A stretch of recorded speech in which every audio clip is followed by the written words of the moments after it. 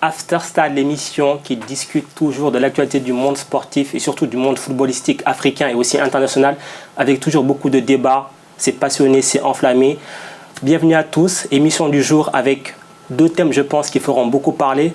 D'abord, comment ne pas parler de lui? Hommage à Samuel Eto'o-Fils, 38 ans, jeune retraité, on va dire, qui a annoncé sa retraite du monde du football. On va revenir sur sa carrière, les faits marquants, les dates marquantes aussi pour lui, aussi le personnage, parce qu'il y a le joueur, mais aussi l'homme. Un homme qui ne laisse pas indifférent, soit on l'aime, soit on le déteste. On va essayer de comprendre pourquoi. Ensuite, direction la Méditerranée, à mi-chemin entre la France et l'Algérie. Ça fait des années qu'on nous parle d'un match France-Algérie après on va dire, le triste spectacle d'il y a 18 ans. C'était en 2001, ce match qui s'était interrompu sur le score de 4-1 à un quart d'heure de la fin du match. Voilà, les deux fédérations discutent, des gouvernements aussi, mais est-ce vraiment du football? Est-ce qu'on n'a pas dépassé le simple cadre du sport? Et pourquoi est-ce que la politique vient comme ça s'immiscer dans le monde du ballon rond? Ça, c'est le menu. Plateau de choix aujourd'hui pour m'accompagner. D'abord, deux consultants. Alioune Ndiaye, bonjour Alioune. Bonjour, bonsoir. Ravi de t'avoir à nouveau parmi nous. Oui, c'est également un plaisir pour la rentrée. Remis la défaite du Sénégal? Oui, totalement. Ça va, c'est fini. C'est le football, hein, l'habitude. Hein. Je vois à côté Amédi qui discute. Bonsoir Amédi. Salut, bonsoir. Salut tout le monde. Content forcément par contre? Forcément content, hein. Je suis toujours champion d'Afrique. Hein. Ça n'a pas changé. Et enfin, Richard Na d'AfricaFoot.fr. Ouais, merci Mansour. Je vois que tu as fait une petite combine parce que tu as mis le champion d'Afrique, vice-champion d'Afrique du même côté, et moi l'ancien champion d'Afrique d'un autre côté, mais t'as que des champions.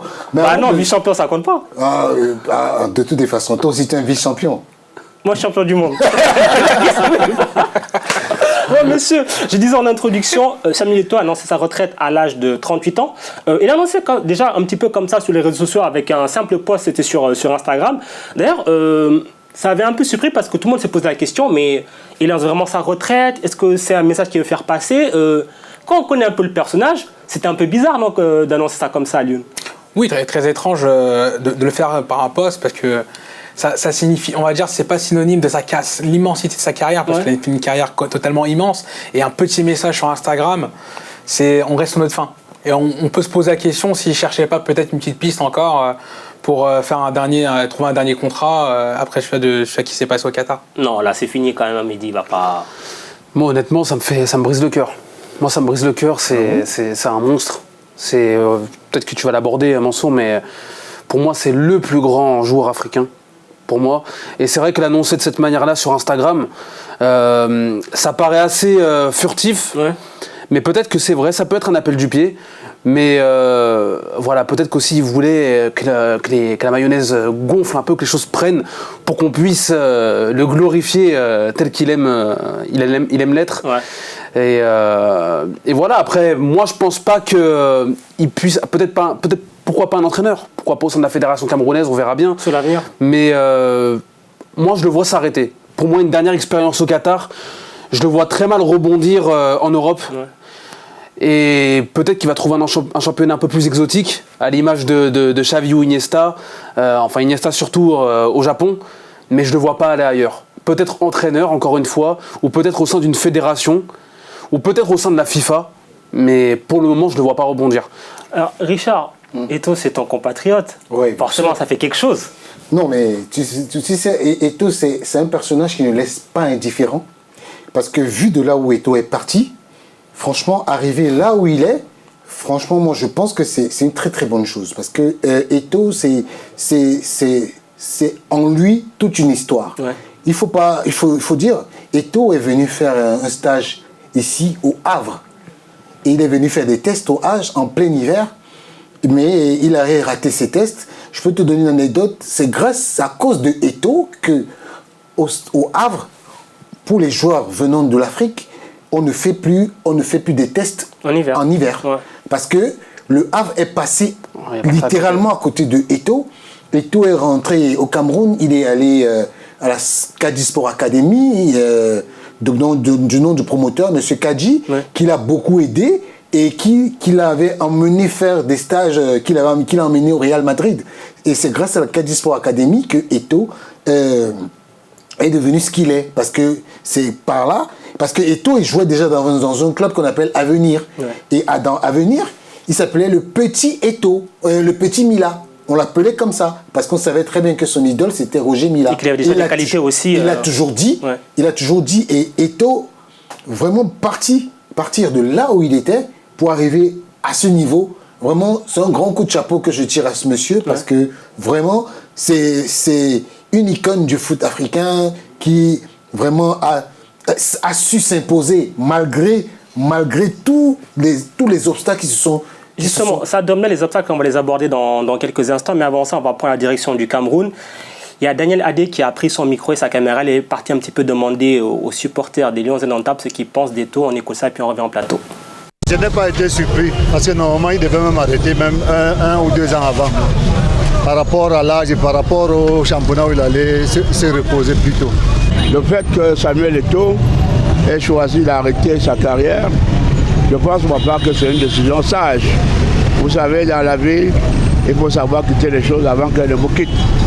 Et Eto'o ayant atteint 38 ans, je crois qu'il n'a plus rien à démontrer. Je pense qu'il s'est donné tout le temps de nous procurer autant de plaisir. Et vous savez, le football, c'est un métier où il faut que le corps soit en accord avec une certaine caractéristique. Samuel Eto'o, pour moi, c'est le meilleur de tout le temps, quoi. Parce qu'il a su marquer son époque, il a su donner le meilleur de lui-même. Je voudrais croire que Eto'o est l'un des meilleurs. Il est le meilleur parmi les meilleurs parce qu'il a éliminé tous les stades africains, il a éliminé les stades européens et je crois qu'il est d'une race assez rare. Et je peux dire que dans les 10 ans, il a été meilleur par rapport à ceux qui sont là en ce moment. Eto'o est meilleur. Il reste le seul Africain qui a pu faire mieux que les autres. Dans lui, on ne peut que lui dire merci et on peut que le bénir dans les jours à venir. Forcément, sans surprise, les commentaires sont dithyrambiques. Bon, on nous dit au début, il aurait dû s'arrêter peut-être un peu plus tôt. C'est vrai qu'à 38 ans, ça commence à faire beaucoup. Mais quand même, on va revenir sur une carrière, je pense, qui est hors norme parce qu'il y a un palmarès qui est fou. On va d'ailleurs voir aussi ce qu'il a gagné avec notamment 2 clubs que sont le FC Barcelone et l'Inter Milan. Là où on va dire peut-être c'est réellement construite la légende Samuel Eto'o. Eto'o, c'est quand même 3 Ligues des Champions, 2 Ligas, un titre de meilleur buteur, le fameux surnom après de Pichichi qui est revenu, la Coupe d'Espagne, la Serie A. C'est Hamidie Alioune. C'est énorme. Ah, c'est énorme. C'est un joueur hors norme, comme ça peut être dit dans le petit reportage qu'on a pu voir. Il n'y a rien d'autre à dire. C'est un joueur mais stratosphérique par rapport à ce qu'il a pu apporter déjà dans le football africain, mais également pour son équipe. Par rapport à également son palmarès, les Jeux Olympiques, également que tu n'as pas cité par rapport à ce qu'il a gagné. Mais moi, le seul regret que j'aurais sur la carrière de Samuel Eto'o, je ne sais pas si vous êtes d'accord avec moi. C'est la Coupe du Monde avec le Cameroun. C'est la Coupe du Monde avec le Cameroun. C'est toutes les Coupes du Monde avec le Cameroun. Ouais. Je reste sur ma fin. On reste sur notre fin parce qu'il n'a jamais dépassé le quart le stade des tours préliminaires. Ouais. Et c'est peut-être la chose qui lui manque, que ce soit lui ou Drogba, c'est des choses qui leur manquent. On a pu voir que le Sénégal est passé, que le Ghana également, l'Algérie également. Et ces joueurs aussi importants qui le sont dans le football africain n'ont pas réussi à le faire. Ils n'ont pas réussi à faire fédérer l'équipe derrière eux, parce qu'ils avaient les moyens de le faire. On va aussi voir ces statistiques en sélection, parce que c'est pas mal. C'est 117 matchs avec les Lions indomptables du Cameroun, pour quand même 56 buts. Le ratio, il est énorme. Hein. Et puis, il y a 2 CAN quand même dans l'escarcelle. C'est pas rien. Il faut pas l'oublier. Eto'o est le meilleur buteur de la CAN de tous les temps. C'est ça. Il avait battu le record de Laurent Pokou. Et moi, je pense que Samuel Eto'o, comme le monsieur disait tout à l'heure, il est le meilleur joueur de tous les temps. C'est vrai que Didier Drogba et lui, il y a un petit, c'est vrai que il y a une marge infime. Une marge infime ? Non, oui. Non, Richard. Là, tu veux renouveler nos classes de la CAN. C'est pas possible, tu me déclares la guerre encore. Sérieux ? Tu peux pas.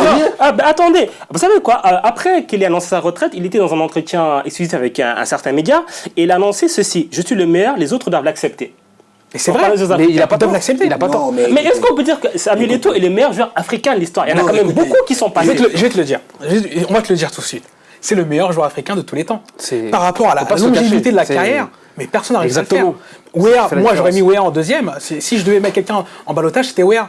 C'est pas Didier Drogba. Avec la carrière qu'il a eue, je l'estime énormément, Didier Drogba. Mais par rapport à ce qu'il a pu faire, Samuel Eto'o, que ce soit avec le FC Barcelone ou l'Inter de Milan, où il a pu jouer latéral, où il a pu jouer numéro 9, on peut pas dire que Samuel Eto'o n'est pas le meilleur. Après, il y aura toujours un débat sur des personnes, parce que c'est une personne clivante. C'est ça. Samuel Eto'o, il ne faut pas oublier, c'est une personne clivante, c'est soit on l'aime, soit on l'aime pas. Mais vous savez, moi, ce qui me gêne, c'est que vous êtes en train de dire que Samuel Eto'o est le meilleur joueur de tous les temps en excluant un joueur qui a marqué. Vous savez très bien qu'il y a eu à une époque un Eto'o, Drogba, Eto'o, Drogba. Une année, Eto'o gagne le Ballon d'Or, une autre, Drogba gagne le Ballon d'Or. C'était un peu une sorte un truc à la Messi, Ronaldo. Ouais. Mais comment vous pouvez dire qu'il est le meilleur joueur de tous les temps? C'est vrai que la différence entre Drogba et Eto'o, c'est que Drogba n'a pas gagné de Coupe d'Afrique. Mais Eto'o n'a pas gagné la Coupe d'Afrique seule. On est d'accord. Mais voilà. À partir de 2002, il n'a pas gagné la Coupe. Et il faut dire que Eto'o est arrivé à une période de sa carrière où il a eu la chance d'avoir les meilleurs autour de lui. Parce qu'il ne faut pas... Drogba aussi. Moi, je suis... Drogba a eu une génération dorée.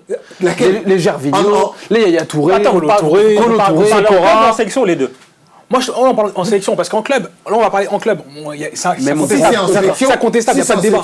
Si c'est en sélection, à Lyon, je te stoppe. Eto'o, il est un joueur qui a été accompagné par une pléthore de meilleurs joueurs. Si je suis ton raisonnement. Ditap, Marc Vivien Foué, Patrick Mboma. Attendez, mais je vous dis, mais et Drogba. Et Drogba, c'est vrai, il avait les Didier Zokora, mais il avait que des joueurs moyens.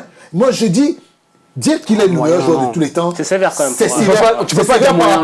Tu peux pas dire moyen. Non, je suis désolé, mais Eto'o, c'est mon. Tu mets Yaya Touré comme un joueur moyen? Attendez, regardez, on va poser une question. La différence que j'ai, si je peux me permettre, la différence qu'on a par rapport à l'apport de Didier Drogba et l'apport de Samuel Eto'o en sélection nationale, la différence peut être, ce que je suis d'accord avec toi sur, depuis 2002, il n'a plus gagné de titre avec la sélection, notamment avec ce qui corrobore avec la fin d'une génération, les Mboma, les Jérémy, Dietap qui continuent jusqu'à encore après, mais qui continuent pas. Mais dès lors que le leadership a été mis à Samuel Eto'o, je suis d'accord avec toi. Dès lors que le leadership a été Samuel Eto'o, ça fait quoi? C'est eu un toujours rien fait. Il y a eu des conflits avec Rigobert Song, des conflits avec Alexandre Song, et avec la fédération. Et la fédération. Mais je suis d'accord avec toi. Alors, mais non, là c'est hors du terrain, là. Mais c'est conflit. L'endroit du terrain, c'est pas ses qualités intrinsèques qui sont remises en cause. Je suis d'accord avec toi, mais si je suis le raisonnement de notre ami Richard, bah dans ce cas-là, si tu dois parler que par rapport à l'apport avec la sélection, non, je prends un Diouf. Question simple. Vous êtes coach. Vous avez le choix on vous dit vous avez une enveloppe de fou pour recruter le meilleur joueur africain. Vous recrutez qui? Moi, je recrute Eto'o, clairement, Samuel Eto'o. Moi, je recrute Drogba. Ah, voilà. Non, moi, je suis pas d'accord. Pourquoi tu recrutes Drogba? Moi, je recrute Drogba parce que Drogba, c'est un joueur qui ne se la joue pas perso. Depuis que Drogba, regardez très bien. Richard, il y a l'histoire de Brassard quand même. Non, l'histoire du Brassard avec Yaya Touré. C'est normal. Yaya Touré devient meilleur sur le tard. C'est pas Yaya Touré de l'Olympiakos, c'est pas le Yaya Touré de Monaco. Non, bien sûr. Et Didier Drogba, c'est le Yaya Touré du Barça, c'est le Yaya Touré de City. De Guingamp. Et Didier Drogba de Marseille, c'est un cran dessus. Didier Drogba de Marseille et Didier Drogba de Chelsea, c'est un autre cran dessus. Et il faut dire que il faut voir les... Parce que quand il y a un combat entre Yaya Touré et Drogba, moi je trouve que Yaya Touré n'a pas respecté Drogba. Écoutez, moi je dis, Didier Drogba à lui seul représentait une force de cette équipe ivoirienne. Samuel Eto'o, parlons vrai. Il a été entouré que de meilleurs. Quand ces meilleurs sont partis, qu'est-ce qu'il y a eu? En 2014, Samuel Eto'o était déjà en 2010, il a eu des problèmes. Il était entouré de ces gars, mais parce que à un moment donné, Paul Le Guen a voulu créer la polémique, ça fait pff. En 2014, Samuel Eto'o était le commandant du bateau. Mais je peux vous dire... À la Coupe du Monde en Russie notamment. J'étais à la Coupe du Monde au Brésil. J'étais à la Coupe du Monde au Brésil. Samuel Eto'o ne parlait avec 3 joueurs. 3 joueurs, au plus 3 ou 2. Il parlait avec Fabrice Olinga, il parlait avec Jean-De Macun. Et il ne s'entraînait pas. Et quand il est venu, c'est vrai, il avait ses problèmes avec les gens de la sélection, parce qu'il faut dire que c'est quelqu'un d'exigeant. Et je peux vous donner une petite anecdote. Est-ce que vous savez qu'en 2014, Puma, le sponsor du maillot de l'équipe nationale, a emmené les équipements de Samuel Eto'o à Samuel Eto'o seul? Oui, ça, c'est la fameuse histoire. Mais justement, c'est connu, ça. Quand vous avez une... Eto'o, moi, je ne sais pas pour créer la polémique, mais c'est que, moi, je dis, il faut être... Quand un exemplaire, quand on est un exemple, on l'est partout. On ne peut pas être exemple juste sur un point et ne pas... Parce que, écoutez, moi je pense qu'aujourd'hui, vous avez deux phénomènes du foot aujourd'hui, Messi et Ronaldo. Quand vous voyez Messi, on vous parle de Messi et dehors du stade, c'est un exemple. C'est-à-dire que c'est vrai. Ouais, il faut quand même accuser de faute fiscale. Non, pas forcément. Je vais te dire où il est le problème. C'est que ton analyse, elle est certes pertinente. Mais je trouve que... Il y a un mais, Tu me connais. Il y a un mais. Mais je trouve que le comportement du joueur, tout ce qui est extra-sportif, empiète un peu trop sur ton jugement sportif. Ça veut dire que là, on parle du meilleur joueur africain. Tu nous parles de Drogba. L'un des meilleurs joueurs africains. Non, pour moi, c'est le meilleur. On va pas se mentir. La seule personne qui peut peut-être rivaliser, c'est Weah. Pourquoi? Parce que Weah a eu le ballon d'or. Oui. Mais Samuel Eto'o, c'est 3 Ligues des Champions. Oui. Il a marqué l'histoire du club de Majorque. C'est le meilleur buteur actuellement du club de Majorque. Oui. Il est passé par Ligue des Champions. Il est passé. Une où il n'a pas participé parce qu'il était champion avec le Real Madrid, mais il n'était pas. Il était Non. 3 Ligues des Champions avec le Barça. Ligue des Champions de Barcelone. Oui, une avec l'Inter. Ça veut dire 4 Ligues des Champions si tu veux. Parce qu'il a participé quand même. Si tu veux, j'ai dit que 3. Mais si tu veux, on va t'en compter 4. Encore mieux. Donc à partir de là, avec le FC Barcelone, il est parmi les 15 meilleurs buteurs du club, encore aujourd'hui. Oui, 15 meilleurs buteurs, oui. Voilà. Devant lui, il n'y a que des mecs comme Suarez et Lionel Messi qui sont passés devant. Oui. D'accord. Mais il faut savoir une chose, c'est qu'aujourd'hui, qui peut mieux faire que lui? Drogba a gagné combien de Ligue des Champions? Une seule. D'accord. Oui. Drogba, qu'est-ce qu'il a gagné avec la Côte d'Ivoire? Mais ce n'est pas une question de Voilà. gagner. Mais je suis d'accord pour dire que Drogba est aussi un très grand joueur. Il y a des très grands joueurs et il y a le meilleur. Le meilleur, c'est Samuel Eto'o. Pour le moment. Écoute. Moi, tu as parlé de performances sur le stade. Ok? Ouais. Les performances sur le stade sont ces performances sur le stade, mais il y a aussi le comportement en dehors. Parce que il faut. Non, Richard, on ne juge pas un joueur dans ce cas-là. Non. On reste sur le terrain. Monceau, on reste sur le terrain. Je suis d'accord. Restons sur le terrain. Je suis d'accord, restons sur le terrain. Mais il faut te dire une chose. Samuel Eto'o n'a que eu de bons joueurs autour de lui. Je dis encore... comme Messi, comme Ronaldo, comme... Oui, non, même avant Messi, parce que la finale... Non, façon de parler pour les joueurs. La finale contre Arsenal, Messi, il est au banc. C'est pas avec... Il avait Ronaldinho, tu joues avec Ronaldinho, si t'es nul, c'est que franchement, ça vaut pas la peine. Mais ça n'a pas marché avec Zlatan. Attends, mais Richard, on est d'accord qu'un bon joueur... rend bon aussi les bons joueurs aussi. C'est pas forcément parce que tu as autour de très bons joueurs que tu es forcément, tu ne sers à rien. Justement. Dans ce cas-là, ils jouent à 10, ils n'ont pas besoin de lui. Alors que Samuel Eto'o, il a été acteur. Tu peux pas réduire. C'est réducteur quand tu parles de Samuel Eto'o, quand tu parles des très bons joueurs. Revenons sur un passage marquant. Il a marqué l'histoire de Barcelone. Après 2 Ligues des Champions gagnées avec le Barça, le Barça a quand même l'idée de l'échanger, on va dire, c'est le transfert à l'époque du siècle contre Zlatan et 45 millions d'euros à l'époque. Oui. C'est pas rien. Mais oui. Qui a fait la bonne affaire au final? C'est l'Inter ou c'est le Barça? Non, c'est l'Inter. C'est l'Inter. D'accord. Est-ce que là, justement, on se dit pas, Zlatan il arrive dans un Barça qui va renforcer et Eto'o arrive dans un petit Inter? J'ai commencé... Qui gagne la Ligue des Champions l'année d'après? Non, mais j'ai commencé... Avec quel attaquant? J'ai commencé mon allocution en disant... Ah, c'est un président. L'allocution. Si tu veux. J'ai commencé l'entame en disant que Eto'o, vu là où il est parti, pour être là où il est, franchement, chapeau bas. Je ne nie en aucun cas les performances de Samuel Eto'o. Parce qu'il faut dire que c'est un joueur, quand il arrive à l'Inter, il est au banc, il se lève, il va voir Mourinho, il dit à Mourinho, moi je ne suis pas venu ici pour chauffer les bancs. Moi, Samuel Eto'o, je suis sur le terrain ou sinon tu me transfères.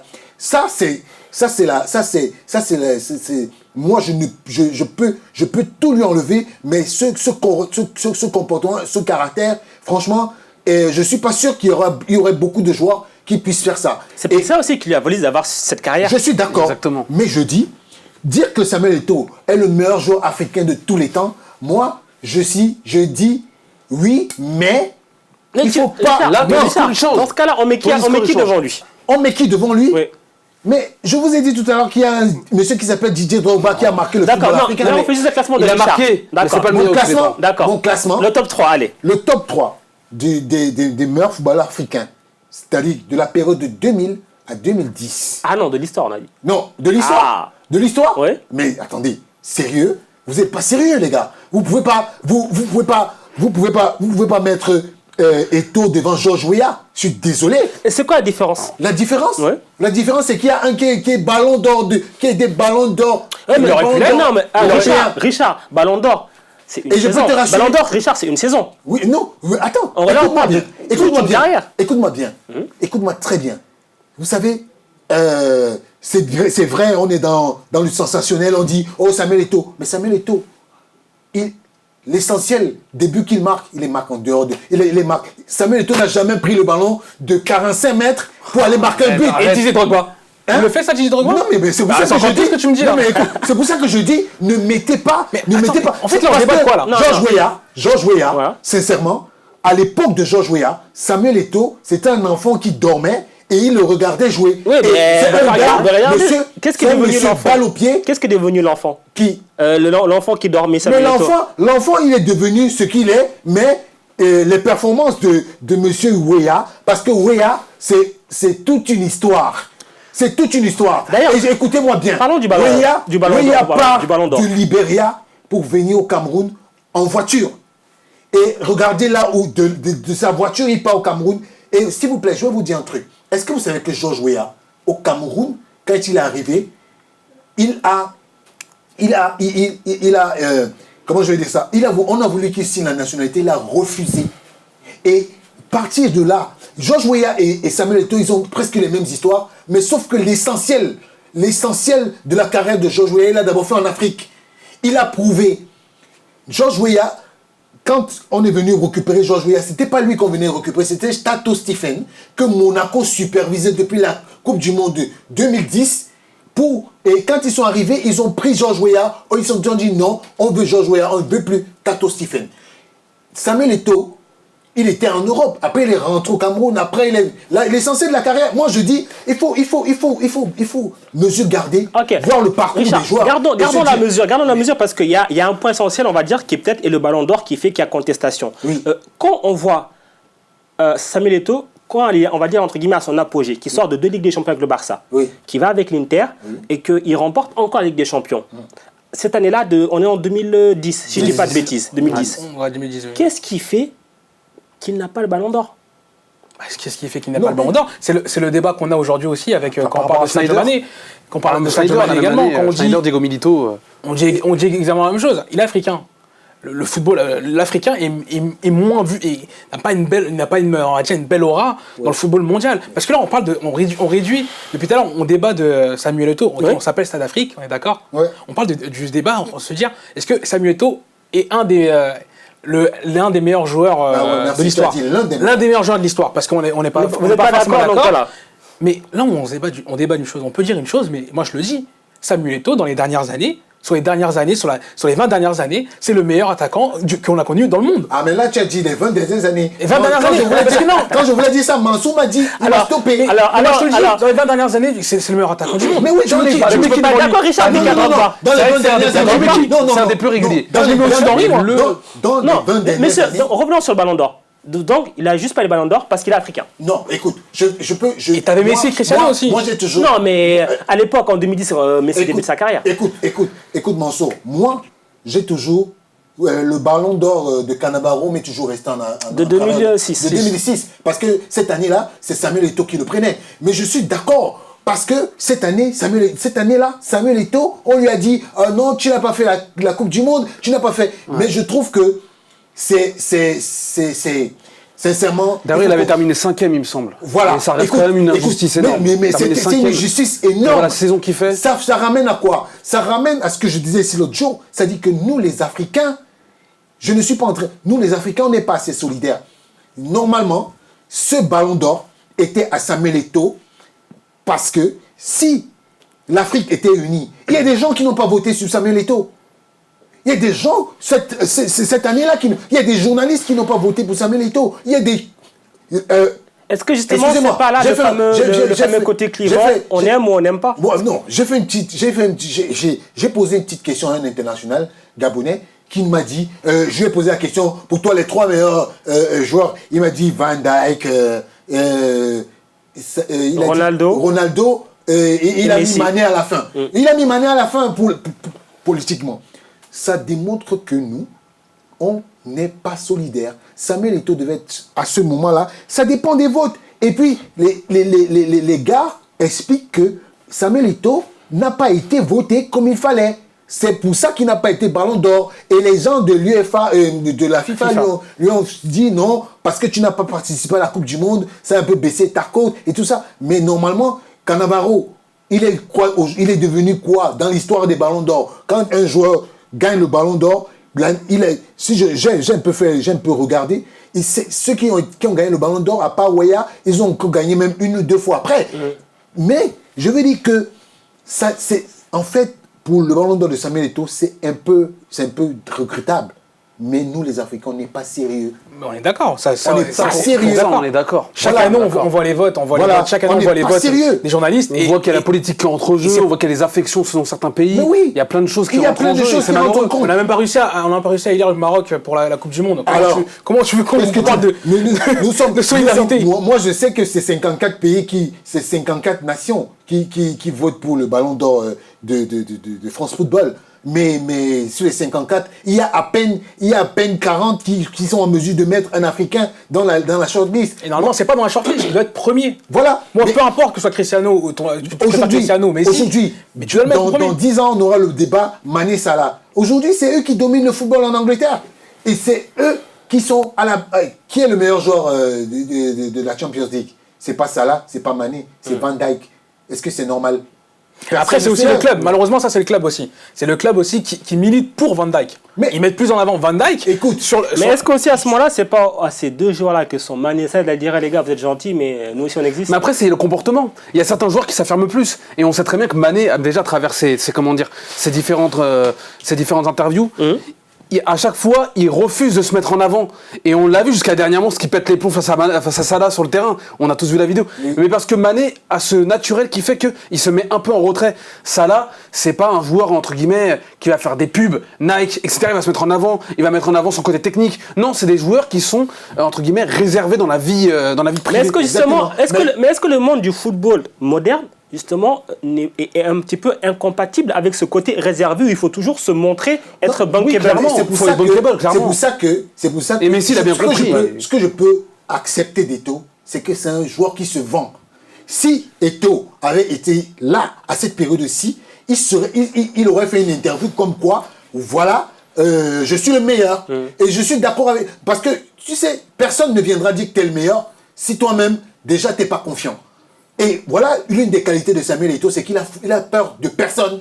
Il dit ce qui lui passe par la tête. Il a du caractère. C'est ce qu'on demande aux joueurs africains, d'avoir du caractère. Samuel Eto'o a du caractère. Tu ne peux pas lui enlever.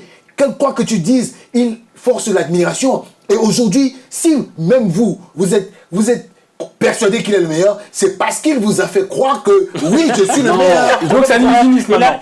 C'est un illusionniste. Bien sûr. Il a failli finir par un compliment. On se retrouve dans quelques instants pour la deuxième partie. On va parler de ce fameux match France-Algérie qui commence à se dessiner. Vous allez voir, il y aura beaucoup de choses à dire. À tout de suite.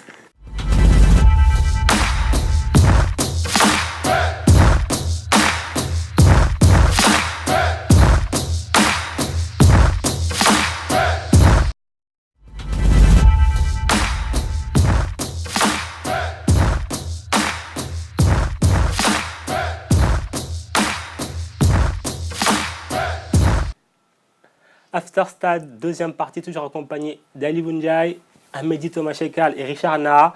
Vous avez vu, la première partie était enflammée autour du cas, entre guillemets, Samuel Eto'o. Était-il le meilleur joueur africain de l'histoire ou pas? D'ailleurs, si vous avez un avis à donner, allez sur nos réseaux sociaux, le Facebook, l'Instagram ou le Twitter. Donnez-nous aussi votre avis, allez-y, réagissez par rapport à ce que vous pensez sur Samuel Eto'o. Parce que je pense qu'on aurait pu faire 3-4 émissions dessus, parce qu'il y aura tellement de choses à dire, tellement la carrière est immense et aussi... l'homme, voilà. Mais si on va passer à un autre débat aussi qui fait beaucoup parler ces derniers jours, ces dernières semaines surtout, c'est ce fameux match remake 18 ans après, qui aurait peut-être lieu entre la France et l'Algérie. Je ne sais pas est-ce que vous étiez ce fameux soir d'octobre 2001. La France joue contre l'Algérie au Stade de France, 4-1, puis tout d'un coup, il reste un quart d'heure à jouer, et puis il y a une dame en jean qui débarque sur le terrain avec son drapeau comme ça, et après, ça vous fait rire. Hein. La débandade. Après, on s'en souvient plus. Ouais, ça a été coupé. Je me rappelle plus du score.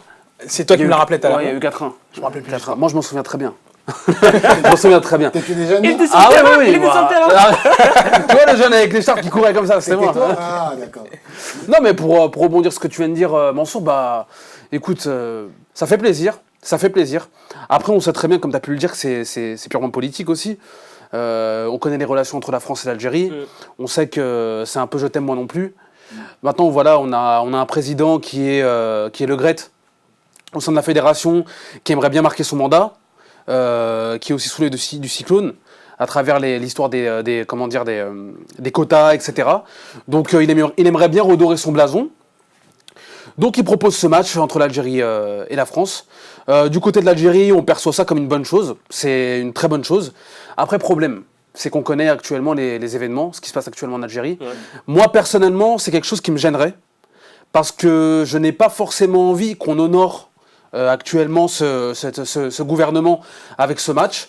Et puis il faut savoir que la France aussi sait très bien ce qu'elle fait, elle ne veut pas forcément se mouiller. Ouais. Les risques sont plutôt du côté de l'Algérie. Si les supporters arrivent sur le terrain de débordement, etc., ce sera plutôt, on rejettera un peu la faute sur l'Algérie et non pas sur la France. Parce que oui, il y a ce côté-là, facilité de dire France-Algérie, d'accord, mais on le fait en Algérie. Voilà, c'est ça.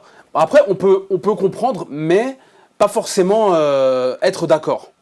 Donc c'est vrai que s'ils jouent en Algérie, il y aura énormément d'engouement pour ce match. D'autant plus qu'il y a pas mal de joueurs qui sont nés en France. Exactement. Et qui ont choisi l'Algérie. C'est ça. Comme Mahrez, comme Ounas par exemple. Brahimi une aussi. grande partie, Brahimi, voilà. Sofiane Feghouli. Surtout Sofiane Feghouli qui avait eu aussi à l'époque, via le journal de l'Équipe, des propos assez durs envers la France, notamment sa politique d'intégration, etc. Donc ça promet d'être un match qui ça va déchaîner énormément de passion. On a l'impression qu'en fait, il y a derrière cette volonté d'organiser ce match, il y a tout le poids de l'histoire aussi qui s'abat dessus. Pas que l'histoire du match de 2001, mais l'histoire entre ces deux pays qui, voilà, on sait ce qui s'est passé 60 ans après, on va dire, tout n'est pas cicatrisé. Oui, c'est vrai. Mais moi, j'ai une petite image par rapport à ce match de 2001. Parce que quand tu voyais le stade était archi comble algérien. Ouais. On avait l'impression qu'on était à Alger. Pourtant, on était à Paris, au Stade de France. Ouais. On regardait le match. D'ailleurs, la Marseillaise avait été sifflée, il me semble. Il y avait pas mal d'histoires parce que la Tunisie avait joué après. Et idem, ils avaient sifflé aussi la Marseillaise. Ça avait créé pas mal de problèmes. Et quand on va à Marseille, on a l'impression que Marseille, c'est Alger. Parce que c'est plein d'Algériens. Il y avait un article du Monde aujourd'hui sur ça. Voilà. Donc, moi, je pense qu'aujourd'hui, il faut qu'on sorte franchement de la politique, parce que c'est la politique qui gâte toute cette rencontre. Et vous savez, les médias, ils ont beaucoup fustigé même le comportement des Algériens pendant la CAN, où on disait, oh, ces Algériens, ces trucs, ça stigmatise encore plus les choses. Et c'est parce que c'est des politiques qui veulent, comme il a dit tout à l'heure, que lui ne veut pas, qui veut se glorifier derrière une rencontre Algérie-France, ça profite plus aux politiques qu'aux sportifs. Ouais. Il faut qu'on se dise la vérité, ça profite beaucoup plus aux politiques qu'aux sportifs. Et aussi, vous savez, l'histoire de Fekir a beaucoup fait mal aussi à l'Algérie. Ouais. Donc il y a beaucoup de choses comme ça, et ça va encore... Franchement, une rencontre... Pas que, il y a encore le dossier Aouar qui est ouvert. Ah voilà, il y a le dossier Aouar qui est encore ouvert et qui fait beaucoup parler. C'est le phénomène des binationaux, malheureusement, c'est pas s'arrêter. Et justement, ça s'ajoute encore au fait que les Algériens ont plus l'impression que ce sont les sélectionneurs qui mettent plus la pression aux jeunes Algériens pour signer pour eux, et ça crée de la stigmatisation. Et vous savez, aujourd'hui, le football n'est plus seulement sportif. Oui, mais Richard, justement, il y a le problème. Quand on voit, je me reprends un petit peu, le passé entre les deux pays, là je parle du passé pas sportif. Quand on voit le passif sportif entre ces deux pays. Ouais. Quand on voit récemment toute la récupération politique qu'il y a eu avec certains extrêmes, en France notamment, pendant et après la CAN. Quand on mélange un petit peu tout ça, moi je me dis, il est où l'intérêt d'organiser un tel match? Est-ce que quelque part, c'est pas juste un pétard, on attend l'allumette, et puis au moindre débordement, on va dire, ah regardez, voilà, on le savait. Moi, personnellement, j'en vois aucun intérêt. J'en vois aucun intérêt. Déjà, d'un point de vue sportif, je vois pas l'intérêt pour l'Algérie de préparer les prochaines échéances. C'est le champion du monde contre le champion d'Afrique, c'est pas mal. D'accord, mais il y a plein d'équipes européennes que tu peux rencontrer. Et c'est sûr que dans le contexte, le contexte se déroulera de la meilleure des manières. Parce qu'il faut se le dire, ça sera un climat hostile. Ce sera un climat hostile quand ils vont arriver en Algérie, l'équipe de France arrive en Algérie, avec les problèmes qu'il y a eu également avec Deschamps, avec Benzema, quand on accuse Deschamps d'être raciste vis-à-vis des Maghrébins. Exactement. Il y a plein de choses qui rentrent en compte. Mais est-ce que justement là, il n'y aura pas une bonne surprise où autant je pense, après ça n'engage que moi, que si c'est un match qui s'est déroulé en France, on aurait eu peut-être des soucis, autant en Algérie. Ah oui, là ils tiendront, ça va tenir droit là-bas, je pense. Clairement, ils veulent pas se mouiller. Clairement, Le Gret veut pas se mouiller. Il veut clairement délocaliser le match en Algérie. Bien sûr. Parce que là-bas, il y a le risque zéro pour lui. Il y a le risque zéro. Il y a le risque zéro. Après, là où je suis d'accord avec toi, Mansour, c'est au niveau des répercussions. Il est sûr que si la Marseillaise se fait siffler, s'il y a débordement, s'il y a insulte, s'il y a banderole, et ben c'est sûr qu'en France, ça va alimenter les extrêmes. On est d'accord. Oui.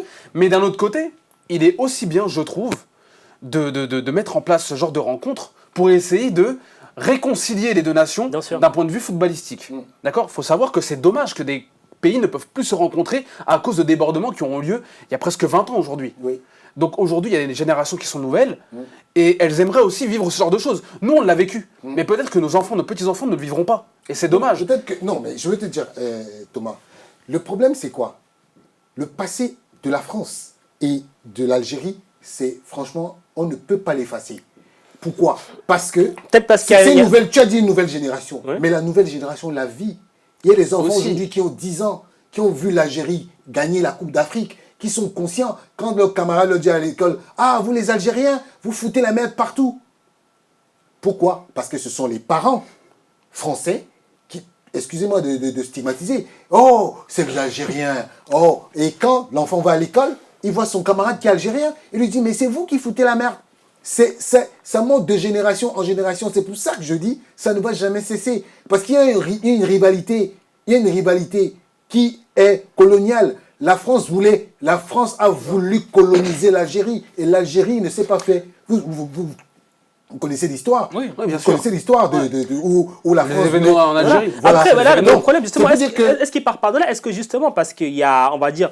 On a vu, notamment dans beaucoup de faits marquants de l'histoire qu'on a tous appris dans des cours d'histoire géo, voilà, à un moment donné, il y a quand même souvent une nation qui s'excuse. Le Japon s'est excusé. On est d'accord, mais c'est une fausse bonne idée. C'est une fausse bonne idée de pouvoir croire que justement, le football peut réunir deux peuples. C'est là où je veux en venir. C'est politique. Là où je veux en venir, parce que j'imagine déjà la scène, voir l'équipe de France arriver, aller déposer des gerbes par-ci, des cérémonies par-là. Oui. Là, on n'est plus dans le cadre du football. Non, mais justement, c'est pour ça que je disais. Mais des fois, le football, excuse-moi Richard, des fois le football a un rôle aussi, voilà, unificateur. Oui. On l'a bien vu. Il n'y a pas que l'Algérie et la France qui ont un passé lourd. Oui. On a vu avec les deux Corées. Oui. Lorsqu'on a voulu rassembler les deux Corées, il me semble, ces derniers Jeux Olympiques. Oui. Exactement. Et on a vu par exemple le match Albanie-Serbie, lorsqu'il y a eu le drapeau de la Grande Albanie, où il y a eu de la bagarre, etc. Il y a plein de pays qui ont des antécédents. Mais après, au bout d'un moment, il est temps aussi d'utiliser le loisir, le spectacle, pour faire le premier pas et pour unir les peuples. Moi, je pense que c'est une bonne chose. Mais le problème, pour moi, se situe ailleurs. C'est qu'aujourd'hui, il y a des événements aussi en Algérie, et beaucoup d'Algériens pensent qu'il serait dommage d'honorer en quelque sorte ce gouvernement, qui est nommé le gouvernement de la honte, avec ce genre d'événement. On aimerait que ça se passe dans une situation beaucoup plus stable, où le pays serait, entre guillemets, bien gouverné, uni. Écoute Thomas, tu as parlé du Japon, tu as parlé de la Corée, tu as parlé de tout, mais sauf que l'esprit n'est pas pareil. Je te parle du contexte social qui règne entre les deux pays. Aujourd'hui, on a la chance d'avoir des Algériens qui vivent en France et il faut se dire un truc. Quand par exemple, on dit les musulmans, quand dans les médias, on parle des musulmans. Les médias français. Oui, les médias français. Oui, quand les médias français disent des musulmans, qui se sent le plus touchés? C'est les Algériens, les Tunisiens et Parce qu'il faut dire, dans le peuple noir, il y a des musulmans. Mais sauf que quand on stigmatise, quand on fait de la stigmatisation, des gens se sentent... Et il y a des trucs avec lesquels on ne blague pas. C'est comme quand Sarkozy a dit la musulman religion d'apparence. Oui, la religion. Et on sait très bien que ces peuples sont trop attachés à leur religion. Et quelle que soit l'année, quel que soit le gouvernement qu'il y aura en Algérie, il y aura toujours ce problème. Et moi, je dis, aujourd'hui, un match France-Algérie, franchement, c'est une mauvaise idée. Aujourd'hui, demain, après-demain, parce que il y a de plus en plus la stigmatisation monte. Et aujourd'hui, les idées qu'ont les Français. Mais est-ce que justement après ça fait presque 20 ans, sur Richard, une belle surprise. On peut pas rester sur comment dire, sur cette politique de l'autruche. On se cache et on dit plus rien et on laisse les choses comme ça. Non, au bout d'un moment, il faut bien briser la glace. Faut faire bouger bien les lignes. essayer, voilà exactement, de faire bouger les choses avec certaines choses. Là, c'est un match de foot. Comment le faire? Aujourd'hui, on a un match de foot qui peut se dérouler à Alger. Non. Aujourd'hui, en Algérie, on a des stades. On a des stades qui peuvent contenir un certain nombre de personnes. Oui. On a un public, il y a une sécurité, Oui. d'accord. Mais le comportement des supporters, c'est sûr que c'est quelque chose qu'on ne peut pas maîtriser. Oui. Mais par contre, les débordements, on peut les maîtriser aujourd'hui, d'accord. Mais aujourd'hui, on peut tout de même essayer de faire ce pas-là, qui peut être un pas qui va nous rapprocher, et non pas un pas qui va encore nous séparer. Et aujourd'hui, il faut bien faire quelque chose. C'est pas en engrangeant des polémiques sur les quotas, sur l'identité, sur les binationaux, etc., qu'on va aujourd'hui vaincre ces choses-là. Exactement. Il faut agir, et peut-être qu'on aura nos réponses par la suite. Alors, il y en Moi, a, je suis d'avis. En fait, ouais, pour moi, ça va juste profiter toujours aux mêmes personnes. Tu vois, les personnes des extrêmes qui vont... Imaginons, l'Algérie gagne le match. Sachant que ce n'est pas un match amical du tout, ce ne sera pas du tout amical. Ce sera un match où ça va de la castagne, il y aura de l'enjeu, et ce sera tout sauf amical. Imaginons que l'Algérie gagne. On est d'accord que la plupart des Algériens qui sont en France vont sortir dans les rues pour fêter cette victoire. Et j'aurais fait la même chose. Et au final, ça va profiter à qui? Ça va profiter toujours aux extrêmes qui ont fait ce jeu-là pendant toute la CAN. Le problème, il est là. Est-ce Est-ce qu'à un moment donné, on en est quand même au point de se dire, on ne va pas faire ça parce que les extrêmes, c'est ça, on c'est fait problématique. On fait trop attention aux éléments problématique aussi, ça. Moi, je suis d'accord que si le Maroc a pu transgresser ce genre de choses avec le problème qu'ils ont eu avec l'Espagne et qu'ils peuvent jouer, il peut avoir Maroc-Espagne. Ils sont même affrontés en Coupe du Monde. Justement, ils ont pu transgresser ça. Je partais de cet exemple pour montrer qu'ils ont eu des conflits avant et ils ont su taire leur ego pour arriver à ça. Mais je ne suis pas sûr que le problème entre l'Algérie et la France sera si simple que ça. Peut-être parce qu'au niveau politique, il n'est pas encore totalement clair. totalement. Il suffit juste de regarder quand Macron a formulé comme quoi la France avait fait des crimes contre l'humanité en Algérie. Regardez la réaction de toutes les classes politiques et pas seulement des extrêmes. Donc au final, ce problème-là, c'est un problème politique. C'est pas un problème que le football doit régler. Non. Le football ne peut pas tout faire.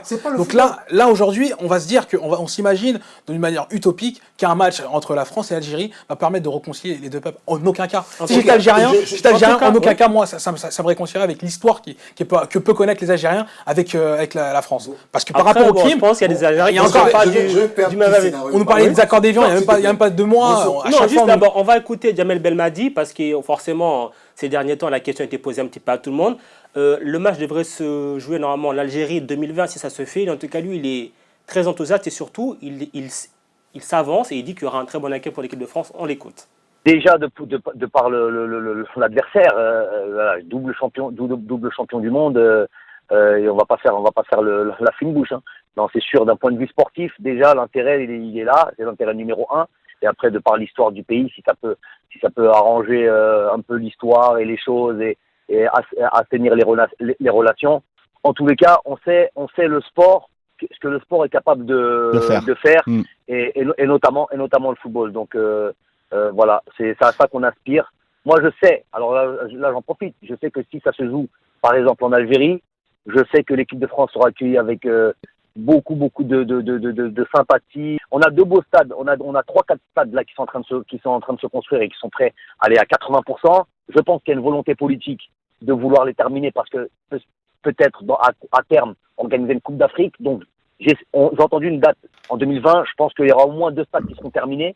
Donc on aura en plus une jolie enceinte. Ça peut être à Alger, ça peut être à Oran.